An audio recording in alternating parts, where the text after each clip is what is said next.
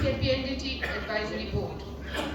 He has got a number of achievements and honors award, which, as you can see, is well enumerated here.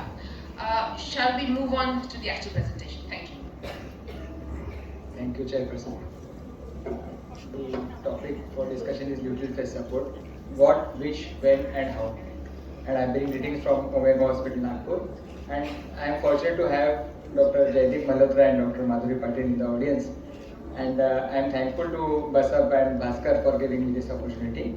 Our textbook, AICOG, I am chairperson of Infertility Committee of AICOG, and our textbook on practical aspects of infertility is out on stands. And it is available on JP stand, so you can actually get one for the ready reference. So the point is, क्या दिया, कब दिया, क्यों दिया, कैसे दिया, और ये आज हम सोचने जा रहे हैं for luteal phase support. Now, whenever you do ovulation induction, you have to start with something like letrozole or maybe gonadotropins, because ovulation induction is the basis of infertility treatment, be it time intercourse or IUI or IVF. And whenever you do ovulation induction, initially multiple corporal lutea are formed, so the E2 levels they go up and the endometrium gets advanced. Also, the ovum pickup, which is done in IVF, it prevents implantation, and agonist and antagonist, they add fuel to the fire. So the tragedy is that you are creating iatrogenic luteal phase defect, and the treatment of infertility itself becomes a cause of infertility. So mind well, friends, this is the tragedy which we are doing. We are treating the patient for infertility, and that becomes a cause of infertility because there is a luteal phase defect because of the ovulation induction which we are doing for our patients. So whenever there is a corpus luteum which is there, we know that corpus luteum is highly vascular structure and it is responsible for the maintenance of pregnancy. Whenever you do stimulation, this corpus luteum is also disrupted because of agonist, antagonist and excessive E2 levels, and then the LH level, which is there is a rise in LH level, and this LH surge is replaced by the HCG which we are giving as a trigger. All these things, they lead to the disruption of the corpus luteum, and that is also a problem with the luteal phase support, and therefore you require a good luteal phase support. So be it, as I said, be it time intercourse, IUI or IVF, you need luteal phase support, that is very clear. And not only a good endometrium is essential for the implantation, but a good embryo is also equally important, because if you don't have good embryo and the endometrium is too good, then what will happen? The patient may conceive, but the patient will abort. So what you want is a good combination of endometrium and a good embryo, and this is what is the win-win combination which you require for the safe delivery of a baby. Now, what is the most crucial period in the luteal phase support? It is from the time of clearance of exogenous HCG given for the final oocyte maturation until the rise of endogenous HCG during the initial stages of implantation. So try to understand this. This is the implantation window, and this is the period when you require a good luteal support, because this is the most crucial period. Now, if you look at the X-ray guidelines, they have said that progesterone is recommended for luteal phase support after IVF, and that is a strong recommendation. So baat khatam, no more discussion. The first part is done, why it is done, why it is required. Now we go to the next part, that is when you require luteal phase support. When you start luteal phase support is important. If you are doing time intercourse, then we all do time intercourse in our day-to-day practice, where we start with the ovulation induction, then we do ovulation studies, and on the day of rupture of the follicle, we give HCG for the rupture, and on the day of rupture of the follicle, we ask the patient to have intercourse and start progesterone. Then if you are doing IUI, what we do, we give HMG maybe to the patient, gonadotropins, and then we do ovulation studies, and we confirm the rupture and we do IUI on the day of rupture. Now there is one school of thought which says that progesterone should be given one day after the rupture of the follicle or one day after IUI, because whenever you give progesterone, it will disrupt the tubal motility, and this may lead to a more chance of ectopic pregnancy, and maybe that is the reason why you should start progesterone support a day after IUI. But as we all know, most of us start from the day of IUI. That is the time when we start luteal phase support in IUI. Now comes the IVF. If we are doing IVF, where we are doing stimulation and transfer in the same cycle, which is a rare entity nowadays. But when we do stimulation and transfer in the same cycle, then usually you can start luteal phase support from the day of HCG to the day of ovum pickup to maybe 2 to 3 days after ovum pickup. But most of us, we start luteal phase support from the day of ovum pickup or from the evening of ovum pickup. That is the time when the luteal phase support is started in IVF cycles. And if you just look at the guidelines say that starting progesterone should be from in the window from the day of ovum pickup to first 3 days post oocyte retrieval. And when should you stop the progesterone? That is again a big question. We will be discussing that later. But it says that you should administer luteal phase support at least until the day of pregnancy test. Then you may take a call. So that is regarding the IVF cycles. Next is the recipient cycles. If you are stimulating donors and simultaneously if you are transferring the patient embryo in the recipient cycles, then you start luteal phase support from the day of ovum pickup of the donor, right? It is very clear. And if you are doing FET cycles, then the formula is 2 days of progesterone for day 2 embryo, 3 days of progesterone for day 3 embryo or cleavage stage embryo, and 5 days of progesterone for day 5 embryo or blastocyst. That is the formula which is applied by most of us. Now we will discuss the most important point, that is what support is essential for luteal phase to get a good success rate. And we'll discuss a case of Tina. She is a young professional, she is IT professional, she stays in US and she has come from US for vacation, for the winter vacations, and you being most popular doctor in your town, she consults you, and you are not only popular, you are easily available also. So she is here for 21 days for say 3 weeks, and she says I want treatment. So what do? You do the basic investigations and maybe you start with the time intercourse. Now when you start time intercourse, you have to give luteal phase support to this patient. So what luteal phase support you will give to this patient? So basically, what are the options available for luteal phase support? That is what we are going to discuss now. We have natural micronized progesterone, which comes as number 1. Second is the oral progesterone, that is dydrogesterone, and third is HCG. HCG is a big question mark because most of the studies they have confirmed that there is a very high chance of OHSS after HCG as a luteal phase support, and therefore HCG should not be given as a luteal phase support. It is rejected because it leads to OHSS. So progesterone is like one man, many roles. It is responsible for preparation of uterine testosterone. It helps in immunomodulation also. It helps in myometrial quiescence, therefore it helps in implantation and also helps in maintenance of pregnancy. And there are how to give this progesterone. There are various routes which are available. The first progesterone route which comes in our mind is intramuscular progesterone. And there is something called as acid test. What is this acid test? Where all the progesterones which are available in market are compared with the intramuscular progesterone. And if they pass the acid test, then only they come in the market and then they are available in the market. Second is the popular method, that is vaginal progesterone. Then third is of course oral, sublingual, transdermal, rectal and nasal. All these are available, but the most popular route is of course vaginal progesterone. And this is the AICOG guideline where they have compared all the routes of administration of progesterone, and they have said that any of the previously mentioned administration routes except for oral are used for natural for luteal phase support, and they are equally competent for the luteal phase support. So any luteal phase support, any progesterone can be used. That is very clear. So we always rely on intramuscular progesterone because, as I said, if you just discuss about the acid test, this is the most reliable route, and intramuscular route is available as 50 mg progesterone. It is given intramuscularly, deep intramuscularly, and the problem with this is of course abscess and pain and maybe sometimes the eosinophilia. Therefore, there is a new addition which is available, and that is aqueous progesterone. And aqueous progesterone is available as 25 mg progesterone, which is nowadays becoming popular because it is less painful and equally effective as far as the luteal phase support is concerned. And the most dreadful complication of the intramuscular progesterone is acute eosinophilic pneumonia after intramuscular progesterone, which is given in literature, but I have never seen a case of this acute eosinophilic pneumonia in my clinical practice. This is the photo which has gone viral because this is the photo which actually states the agony of the patient undergoing IVF.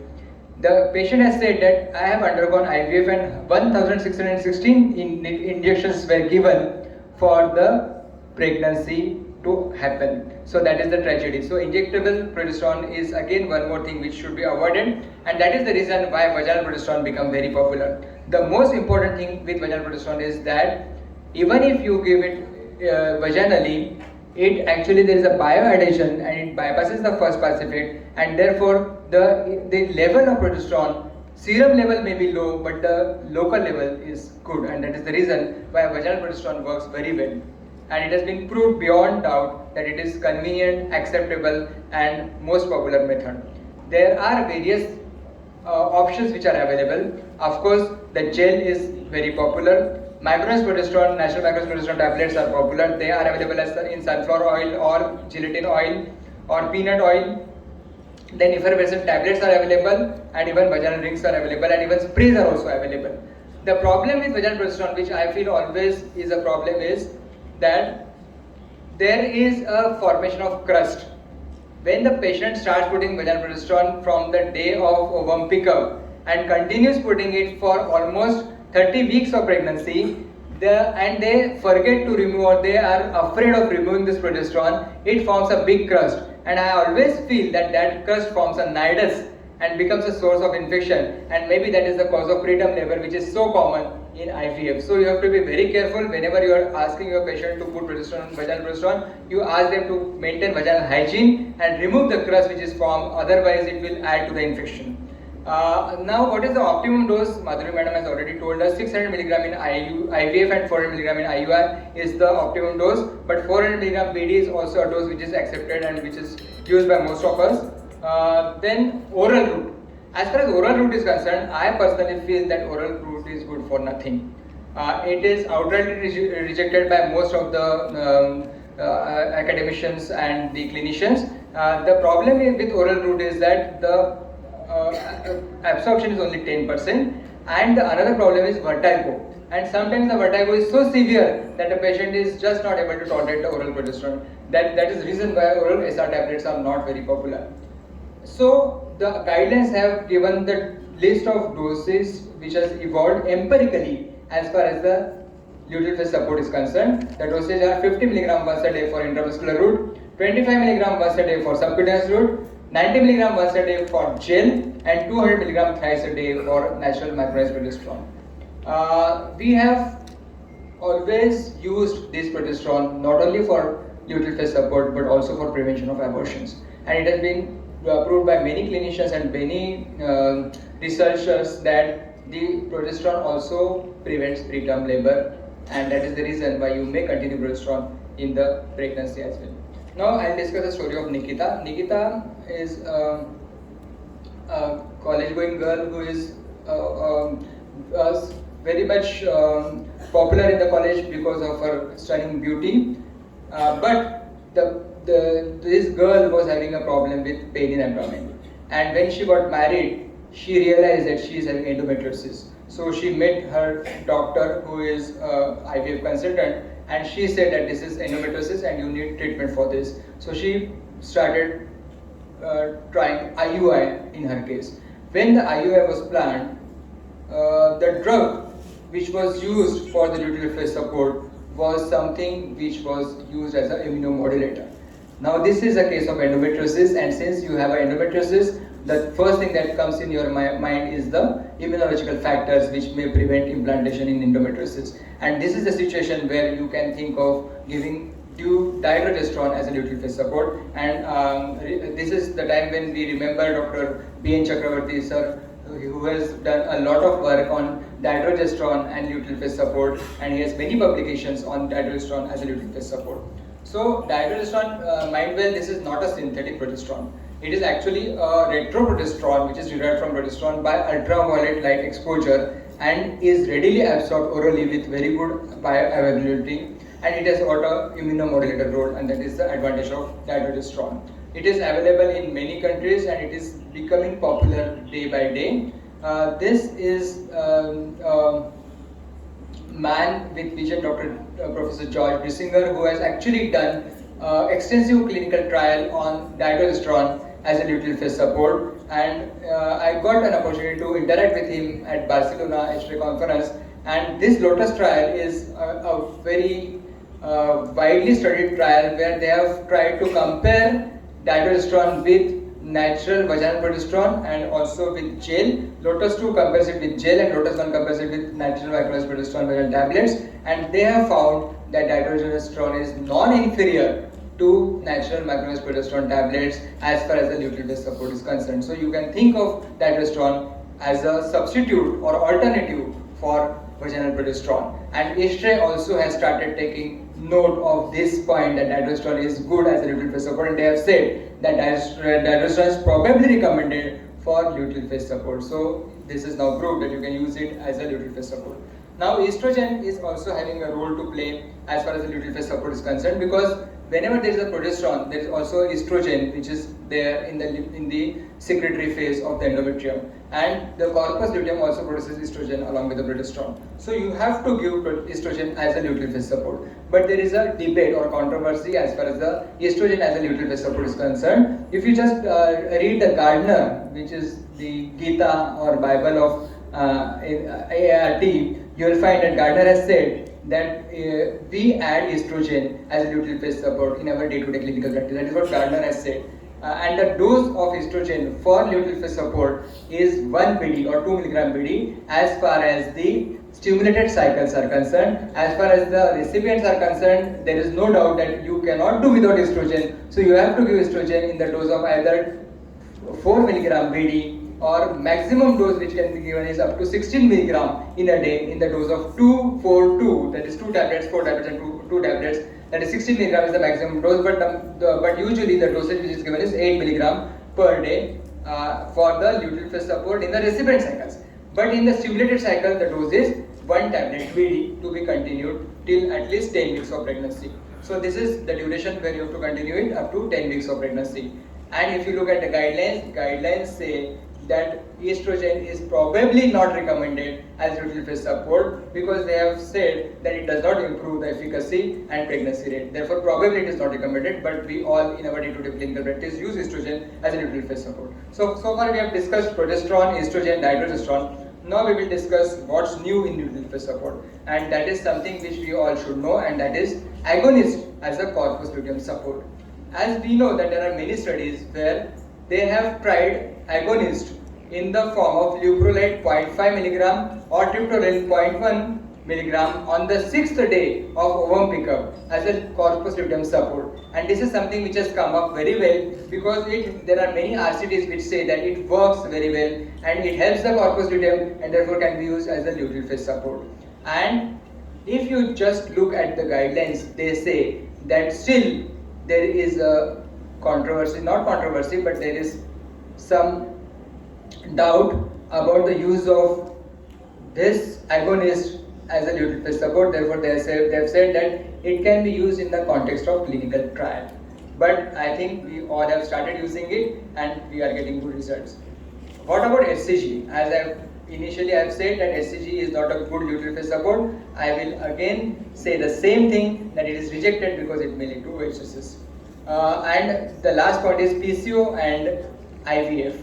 We are marching towards OHSS free clinic nowadays. Now the formula is very clear: stimulate, then freeze and transfer maybe in the next cycle. So in this situation, freeze all is the only option as far as PCO is concerned, because we are getting OHSS free clinic because of the freeze all policy. But here again there is something called as dual trigger.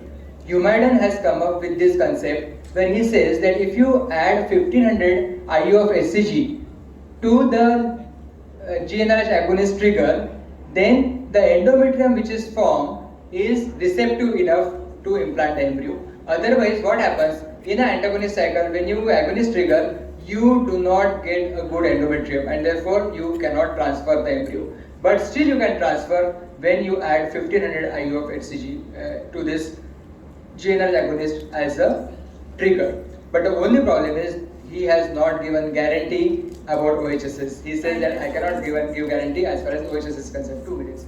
So this is again textbook, Gardner textbook, which has a separate chapter on the agonist trigger, and here what Gardner says is very interesting. He says that you still can transfer embryo if you are using agonist as a trigger, because we all know that agonist does not give good endometrium, but he says that if you use intensive luteal phase support, then you may get good results. And what is intensive luteal phase support? Giving injection progesterone 50 to 100 milligram intramuscular per day till 10 weeks of pregnancy. That is the intensive luteal phase support. So imagine so many injectable progesterone every day from the day of ovum pickup up to the 10 weeks of pregnancy. It is really problem for a patient. LH as a luteal phase support, there is only one clinical study which is there, and therefore they have said that it can be used only in the context of clinical trials. But LH as a luteal phase support has not yet come up in a big way. And last but not the least is endometrium, as we all know, is a complex process. But remember, friends, I think the video is not working. Anyways, कर्मण्ये वादिका रस्ते माँ फलेषु कदाचन. गीता का संदेश हम सब के लिए, कर्म करते रहो, फल की आशा ना करो. And that is exactly what we do as far as ART is concerned. And we have Lord Ganesha to give blessings to us, and we have to go on working. Thank you very much. Thank you. Thank you for this wonderful talk. Now we can take up 2-3 questions.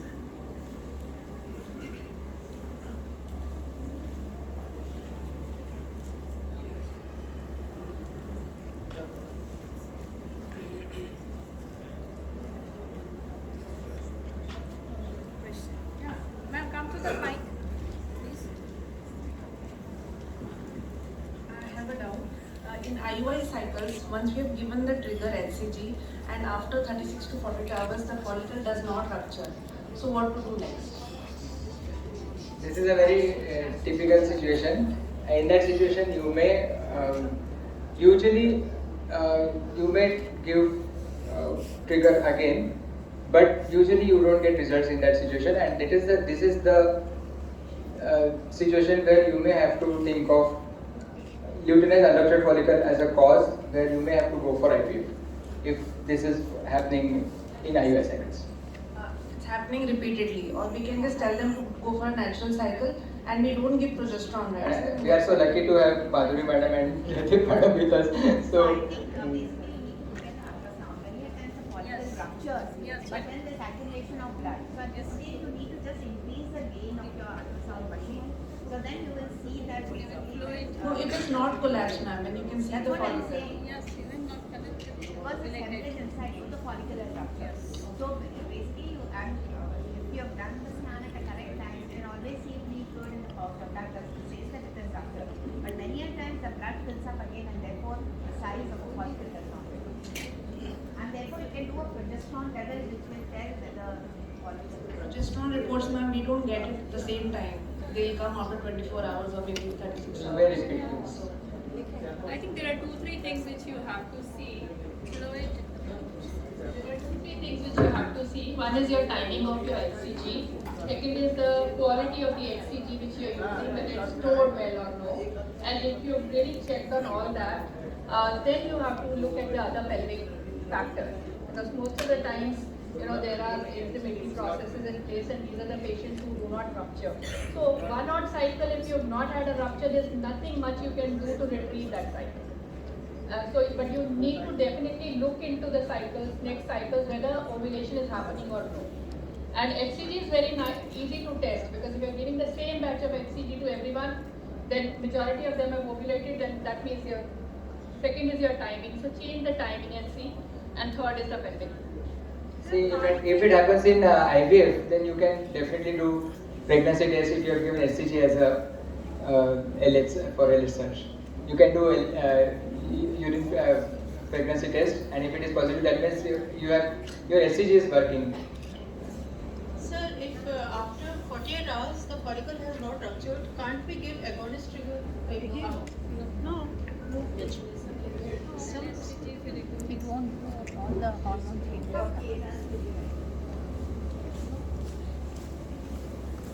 No, no, there's no use giving any trigger basically. So you also need to see which, I mean, as Dr. Jaideep said, as to whether, apart from the cold storage, from which company you're using. Because many a times you get LCD where they give 50 free and 50 this, and you're using that, so the potency is not there. So I think changing the brand also might help. And probably now we see that if you're giving gonadotropin is given LCD trigger at 18 millimeters, when you're using a CC letrozole given 20, and in a natural cycle basically you give between 22 to 24 millimeters. So you cannot, and in some patients you can try giving both HCG and agonist together in case you feel like. But there's no use of once you've given a trigger, and it's not up to, there's no use of giving any other trigger after 24 or 48 hours because some amount of luteinization has already happened. I think what Madam has said, rightly said, the problem with ART is that we cannot rely on only one drug. And that's the reason why we are using, two drugs for trigger as well. Many of us are using leuprolide and HCG both for trigger because क्या करें भरोसा ही नहीं है. That is the problem. And that's the reason why if such a situation happens in IVF, then you have some time. What you can do is you can see whether the trigger was given properly or not. And if you find that the trigger was not given properly, you can stop doing pickup and then give trigger again and do the pickup after the trigger. That is what you can do in IVF because that option is available in IVF. Sir, one question, what should be exact trigger dose? Some says 1500, some says 2000, some says 5000. What should be exact? 5000 or 250 micrograms of That is 6500. That is 6500 of HCG. Thank you. Now we move on to the next speaker.